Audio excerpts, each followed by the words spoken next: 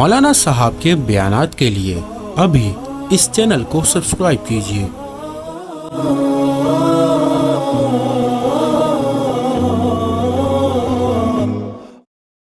میرے واجب الاحترام قابل صد تکریم معزز دوستوں، بزرگوں اور نوجوان ساتھیوں، آج آپ حضرات کے سامنے چند ایک ایسی باتیں عرض کرنی ہیں کہ جن کا تعلق ہماری عبادات سے ہے، ہمارے معاملات سے ہے، ہمارے اخلاقیات سے ہے، ہماری معاشرت سے ہے۔ تو وہ یہ ہے کہ اللہ تعالیٰ نے جو آیت مقدسہ آپ کے سامنے تلاوت کی ہے، اس میں فرمایا ہے کہ اے رسولو، اے پیغمبروں کی جماعت، اے انبیاء کی جماعت، کلوا من الطیبات، تم پاکیزہ رزق کھاؤ۔ اب یہاں پہ دیکھیں، اللہ تعالیٰ نے انبیاء علیہم السلام جو اللہ تعالیٰ کے برگزیدہ بندے ہیں، معصوم عن الخطا ہیں، یعنی جن سے غلطی نہیں ہوتی، ان سے غلطی اللہ کریم ہونے نہیں دیتا، تو ایسے پاکیزہ ہستیوں کو اللہ کریم یہ ارشاد فرما رہے ہیں کہ پاک کھاؤ، حلال طریقے سے کھاؤ، جائز جو چیز ہو اس کو کھاؤ۔ اب یہاں پر دوسری طرف اللہ کے رسول صلی اللہ علیہ وسلم کی احادیث میں سے ایک حدیث کو ہم لیتے ہیں جو آپ کے سامنے تلاوت کی ہے۔ اللہ کے حبیب فرما رہے ہیں من اکل طیبا، کہ جو شخص حلال کھائے۔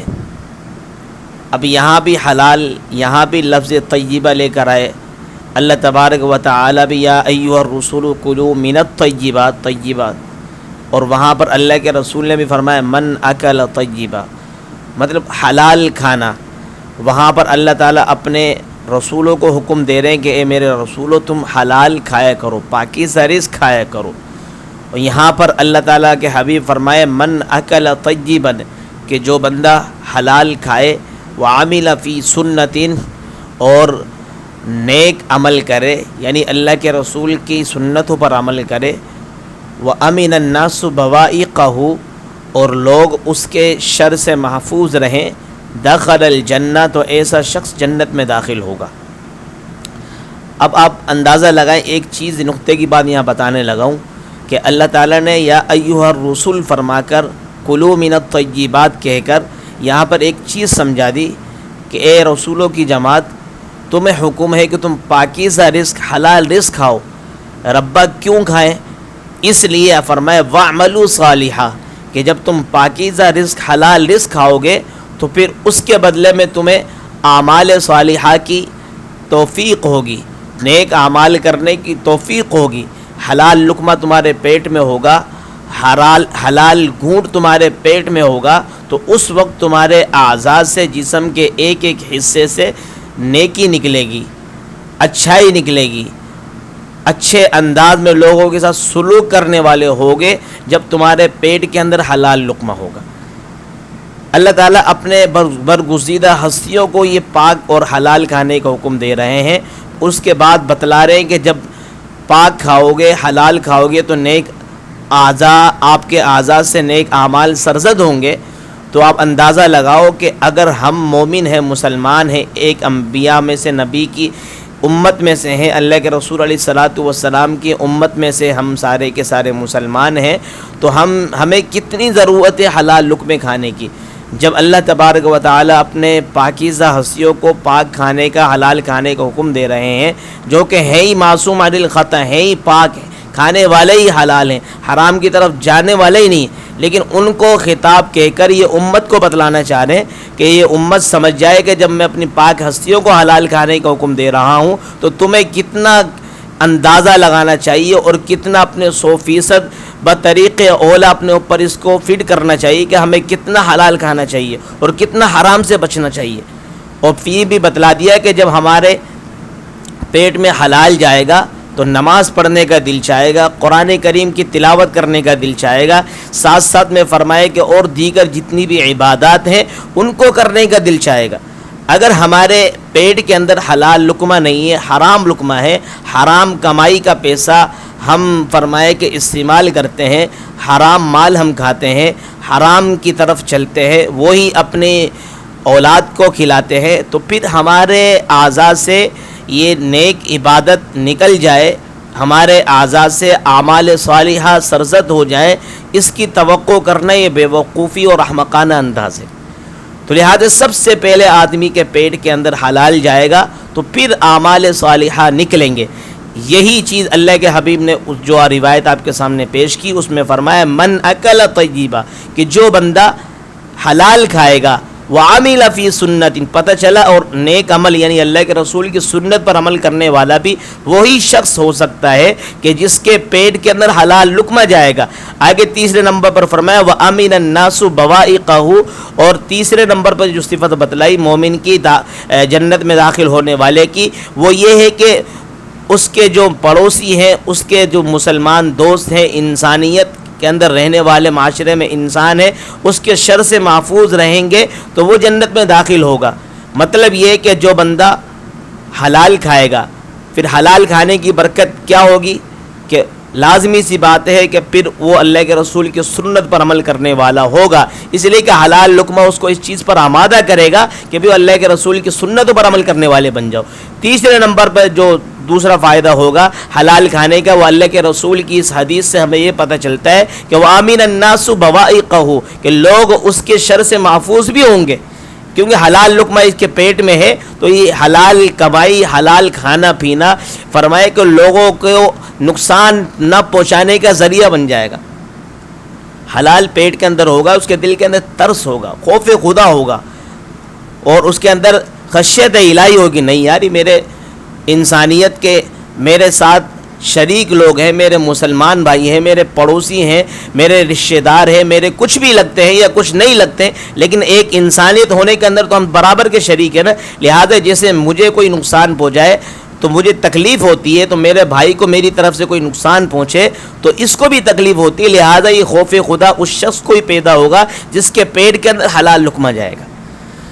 ایک اور روایت آپ کے سامنے پیش کرتا ہوں کہ اللہ کے حبیب صلی اللہ علیہ وسلم نے ایک اور جگہ یہ فرمایا کہ اربعٌ اذا کن فیک فلا علیک ما فاتک من الدنیا، کہ چار صفات اگر ایسی ہیں، وہ چار صفات وہ اگر تمہارے اندر آ جائیں، وہ چار صفات تمہارے اندر موجود ہوں تو پھر تمہیں کوئی تکلیف نہیں ہے کہ دنیا سے تم فوت بھی ہو جاؤ، دنیا سے چلے بھی جاؤ، یہ دنیا تم سے فوت ہو جائے تو تمہیں کوئی تکلیف نہیں، تمہیں کوئی پریشانی نہیں ہونی چاہیے، تمہیں کوئی تنگی نہیں ہوگی۔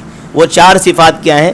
نمبر ایک حفظ امانت، کہ نمبر ایک امانت کی پاسداری آ جائے، جو امانت آپ کے پاس کسی نے رکھوائی ہے وہ اس امانت کی پاسداری آپ کرنے والے بن جائے، اس امانت کی حفاظت آپ کرنے والے بن جائے، کہ امانت کی حفاظت اگر آپ کو مل گئی، یہ صفت آپ کے اندر موجود ہے تو فرمائے کہ یہ ان چار صفات میں سے ایک صفت ہے جس کی وجہ سے دنیا سے اگر آپ چلے بھی گئے تو آپ کو پریشانی اور تنگی نہیں ہوگی۔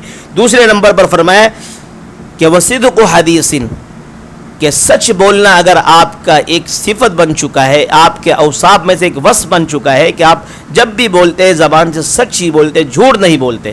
نمبر تین وحسن خلیقۃ، کہ اچھے اخلاق کا مظاہرہ کرنے والے اگر آپ بن جائیں، آپ کے اخلاق ایسے ہوں کہ آپ کے مسلمان تو مسلمان، ہندو اور کافر اور انگریز بھی آپ کے اخلاق سے متاثر ہو کر مسلمانوں کی طرف منتقل ہو جائے اور اسلام میں داخل ہو جائے۔ اور حقیقت میں اللہ کے رسول علیہ الصلاۃ والسلام کے اخلاق حسنہ کو آپ دیکھیں، ان کا مطالعہ کریں، آپ ان کی سیرت کو پڑھیں تو آپ کو اندازہ ہوگا کہ اللہ کے رسول علیہ الصلاۃ والسلام کی سچائی اور ان کے اخلاق کا جو فرمائے کہ کوئی ثبوت کون دیتا تھا؟ مسلمان تو دیتے ہی تھے، اور سامنے فرمائے جو ہندو ہوا کرتے، کافر ہوتے، جو بتوں کو مانتے، وہ بھی اللہ کے رسول کے اخلاق سے اتنے متاثر ہوتے اور وہ کہنے پر آمادہ ہو جاتے کہ اللہ کے رسول ہمیں کلمہ پڑھائیے، آپ تو اتنے سچے اور صادق و امین ہیں اور اخلاق کے آپ پیکر ہیں، تو لہٰذا ہم اچھے اخلاق کا مظاہرہ بھی کرنے والے بن جائیں۔ چوتھے نمبر پر فرمایا وعفۃ فی طعمۃ، جو چوتھی صفت ہے ہمارے موضوع کی طرف جو لے کے جا رہی ہے وہ کیا ہے کہ کھانے کے اندر پاکیزگی کا خیال رکھیں، حلال کھانا ہم کھائیں، حلال کھائیں پئیں۔ جب یہ چار صفات کسی مومن کے اندر ہوں گی تو اس کو مرنے کے بعد کوئی پریشانی نہیں۔ نمبر ایک امانت کی پاسداری کرنا، نمبر دو فرمائے کہ اپنے اخلاق کا اچھے انداز میں مظاہرہ کرنا. نمبر 3 فرمائے کہ سچ بولنا. نمبر 4 کیا ہے بھائی؟ کھانے کے اندر حلال کی اور حرام کی تمیز کرنا. کھانے کے اندر حلال اور حرام کی تمیز کرنا ہے، یعنی حلال کو فوکس کرنا اور اس سے منہ پھیرنا. کس سے؟ حرام سے. حرام کا کوئی ایک لقمہ بھی آپ کو دے، ایک گھونٹ بھی آپ کو دے تو فوراً اس کا انکار کر دے، مجھے ضرورت نہیں ہے، میں نہیں چاہتا کہ میرے پیٹ کے اندر ایک حلال لقمہ، حرام لقمہ یا حرام گھونٹ جائے. اس لیے کہ جو شخص ایک حرام لقمہ یا حرام گھونٹ پیتا ہے تو اس کے اندر جب یہ چیز چلے جاتی ہے تو فرمایا کہ اس کے جسم کو جہنم میں لے جانے کا ذریعہ بن جاتی ہے. وہ کیسے؟ اللہ کے رسول علیہ الصلاۃ والسلام کی ایک حدیث ہے، جس شخص کے اندر کوئی حرام کا لقمہ یا حرام گھونٹ گیا اور اس حرام لقمے یا حرام گھونٹ کی ذریعے سے اس کی پرورش ہوئی تو ایسا جسم جنت میں نہیں جائے گا، جہنم میں جائے گا. کہاں جائے گا ڈاکٹر صاحب؟ کہاں جائے گا بھائی؟ جہنم میں جائے گا. تو اس پر ایک دو واقعات ہم اپنے اسلاف کے آپ کے سامنے ذکر کرتے ہیں تاکہ آپ کو بات انشاءاللہ اور اچھی طریقے سے کھل کر سمجھ میں آ جائے. حضرت حسن رضی اللہ عنہ کو سب جانتے ہیں نا بھائی؟ کون ہے حضرت حسن رضی اللہ عنہ؟ بتائیں بھائی. حضور علیہ الصلاۃ والسلام کے نواسے ہیں. حضرت فاطمۃ الزہرا اور حضرت علی المرتضیٰ رضی اللہ تعالی عنہما کے کون ہیں؟ بیٹے. ان کے بارے میں آتے ہیں وہ چھوٹے سے تھے، اللہ کے رسول کی طرف آ رہے تھے چلتے ہوئے، راستے میں ایک کھجور ملی، کھجور کا دانہ مل گیا، منہ میں ڈال لیا. منہ میں ڈالنے کے بعد اس کو کھا رہے تھے، کچھ حصہ کھایا کچھ پھینک دیا. آپ علیہ الصلاۃ والسلام نے دیکھا کیا کھا رہے ہو؟ کھجور کا. کہاں سے؟ یہاں سے ملا ہوگا. کسی نے بتایا، فوراً اللہ کے رسول نے کھجور کا اور جو ٹکڑا لیا پھینک دیا اور ان کے حلق کے اندر انگلی مارنے گئے اللہ کے رسول کے، الٹی کرو. صحابہ وہاں جو موجود ہے کہنے اللہ کے رسول یہ تو بچہ ہے، یہ تو مکلف بھی نہیں، 4-5 سال کا ہے، تو آپ اس طرح کیا؟ ہاں اس لیے کہ ہو سکتا ہے صدقے کا مال ہو سکتا ہے یہ رعایا کا مال ہو سکتا ہے صدقے کا مال جو ہو وہ تو سید اور آل رسول کے لیے حرام ہے، جائز نہیں ہے. تو میں ابھی سے فرمایا اس کی تربیت یہ کر رہا ہوں. پتہ یہ چلتا ہے دیکھو اللہ کے رسول علیہ الصلاۃ والسلام 4-5 سال کے حضرت حسین یا 3 سال کے ان کی اسی وقت سے تربیت فرما رہے ہیں تاکہ پتہ چل جائے کہ حلال لقمہ جب پیٹ میں جائے گا تو اعضاء سے عبادت سرزد ہوگی، اگر حرام لقمہ جائے گا تو عبادت سرزد نہیں ہوگی بلکہ گناہ ہی اس سے نکلیں گے. دوسرے نمبر پر حضرت ابوبکر صدیق رضی اللہ عنہ کے بارے میں آتا ہے. ان کا ایک غلام تھا، ان کے پاس کام کرتا تھا اور وہ زمانہ جاہلیت میں جو ان کا غلام تھا وہ دم درود پھونک جھاڑا وغیرہ کیا کرتا تھا اور اس کی اجرت لیا کرتا تھا. تو حضرت ابوبکر صدیق کی غلامی میں جب وہ شخص آیا تو غلامی میں کافی ٹائم رہا، پھر اس کے بعد ایک دم سے وہ چلے گیا اپنے پیچھے کسی گاہک کے پاس، کسٹمر کے پاس جس کو دم جھاڑا کیا تھا، لیکن اس نے اجرت نہیں لی تھی. اس کو یاد آ گیا، اسے اجرت لینے گیا، اس نے اجرت میں اس کو کھانا دے دیا، کھانا پیش کیا تو اس نے وہ کھانا حضرت ابوبکر صدیق کی خدمت میں لے کر آیا اور کہا حضرت یہ آپ نوش فرمائیں، تناول فرمائیں، کھائیں. یہ حضرت ابوبکر صدیق رضی اللہ عنہ نے ایک لقمہ لیا، لینے کے بعد فرمایا کہ یہ کہاں سے لائے ہو؟ کہا ایسے میں فلاں، وہ پورا ماجرہ بتایا. انہوں نے کہا نہیں، فوراً کر دی، الٹی کر دی. کہ حضرت یہ کیا کر رہے ہیں؟ کیا آپ کو پتہ ہے کہ زمانہ جاہلیت کے اندر شرکیہ کلمات کے ساتھ دم جھاڑا اور پھونک وغیرہ کی جاتی تھی، دم کیا جاتا تھا، لہٰذا میرے لیے ناجائز و حرام ہے، حرام لقمہ ہے یہ، حرام میرے پیٹ میں جائے اس چیز کو میں برداشت نہیں کر سکتا. اسی طرح حضرت فاروق اعظم رضی اللہ تعالیٰ عنہ کے بارے میں آتا ہے کہ حضرت فاروق اعظم رضی اللہ عنہ ظاہر امیر المؤمنین تھے، وقت کے اپنے زمانے کے حاکم تھے. ان کے زمانے کے اندر ایک شخص، ان کا کوئی خادم تھا یا کوئی دوسرا ایک شخص تھا، وہ ان کے لیے کیا لے کر آ گیا؟ ایک دودھ لے کر آ گیا کہ حضرت آپ تھکے ہوئے بھی ہیں، آپ یہ دودھ لیں اور پی لیں اور آپ کی تھکن بھی اتر جائے گی اور آپ بشاش ہو جائیں گے. حضرت فاروق اعظم رضی اللہ عنہ نے پوچھے بغیر ایک گھونٹ پی لیا. جیسے ہی پیا فوراً خیال آیا کہ بھئی یہ کہاں سے لائے ہو؟ انہوں نے کہا کہ بھئی میں یہ جو بیت المال کی اونٹنیاں ہیں ان میں سے ایک اونٹنی کا دودھ ہے. کہ اچھا، فوراً انہوں نے قے کر دیا کہ حضرت یہ لے کہا یہ تو بیت المال کی ہے، رعایا کا حق ہے، اس کو میں کیوں استعمال کر رہا ہوں؟ میرے لیے ناجائز ہے، حرام ہو جائے گا میرے لیے. تو فوراً فرمایا کہ پانی منہ میں ڈالتے کلی کرتے یہاں تک کہ جب وہ تک دودھ نہ نکلا جب تک الٹی کرتے رہے. کسی نے کہا کہ یہ کیا کر رہے ہو؟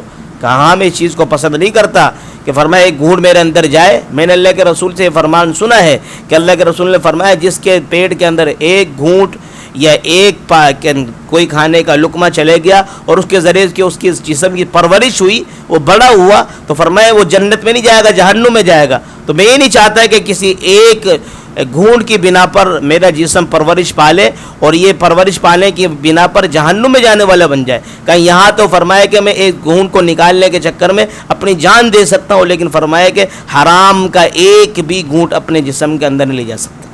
یہ انداز تھا، یہ ان کا سبحان اللہ کیا کردار تھا، کیا اعمال کر کے امت مسلمہ کو دیے ہیں۔ اسی طریقے سے حضرت عثمان غنی رضی اللہ عنہ کے بارے میں آتا ہے کہ انہوں نے ایک زمین کسی سے خریدی، جب خرید لی سالہ سودا ہو گیا بس، لیکن پیسے دینے باقی تھے۔ اس شخص نے کہا پیسے لینے والے نے کہ میں بعد میں آ کر لے لوں گا۔ اب جو ٹائم دیا وہ شام میں نہیں آیا، پھر دوسرے دن دیکھا انتظار کیا نہیں آیا۔ ان کے بعد حضرت عثمان غنی گئے کہ بھئی آپ نے پیسے اپنے نہیں لیے؟ انہوں نے کہا ایسے سے میں اس لیے نہیں آیا، میرے گھر والوں نے منع کر دیا تھا، اور ساتھ ساتھ میں میرا بھی جو ایک رائے تھی، خیال تھا، مشورہ تھا، وہ بدل گیا۔ حضرت عثمان غنی نے کچھ بھی نہیں کہا کہ ٹھیک ہے کوئی مسئلہ نہیں ہے، آپ اپنی زمین کو سنبھالیں۔ کہا کیوں؟ کہ آپ اپنی زمین کو سنبھالیں، کوئی مسئلہ نہیں ہے، میں نے اللہ کے رسول سے سن رکھا ہے، اللہ کے رسول نے فرمایا جو لین دین اس طرح کا معاملہ کرے، اگر کوئی بات نہ بنے، کچھ بھی بیانہ دے دیا، کچھ بھی دے دیا یا بات چیت ہو جائے، اگر واپس کرنے کا معاملہ ہو دے دو واپس، اس لیے کہ اللہ تعالیٰ اس کو بہت پسند کرتے ہیں ایسے شخص کو۔ لیکن آج کل ہمارے معاشرے میں کیا ہے، ہمارا المیہ کیا ہے، یہ ہے کہ دکان پہ پہلے سے لکھا ہوا ہوتا ہے خریدا ہوا مال واپس نہیں ہوگا۔ یہ تو ہمارا المیہ، حالانکہ ایسا ہونا نہیں چاہیے، بلکہ اس کو کہتے ہیں اقالہ کہتے ہیں عربی کی اصطلاح کے اندر، بلکہ فقہ کی اصطلاح کے اندر اس کو اقالہ کہتے ہیں کہ جو بندہ لین دین کر لے، اگر اس میں کوئی نقص ہو یا نقص نہ بھی ہو تو واپس کرنا چاہے تو واپس کر لینا چاہیے، اس کے پیسے جو بندے اس کو واپس دے دینے چاہیے۔ اس سے اللہ کے حبیب صلی اللہ علیہ وسلم بڑے خوش ہوتے ہیں اور اللہ تعالیٰ بھی بڑے خوش ہوتے ہیں ایسے شخص سے۔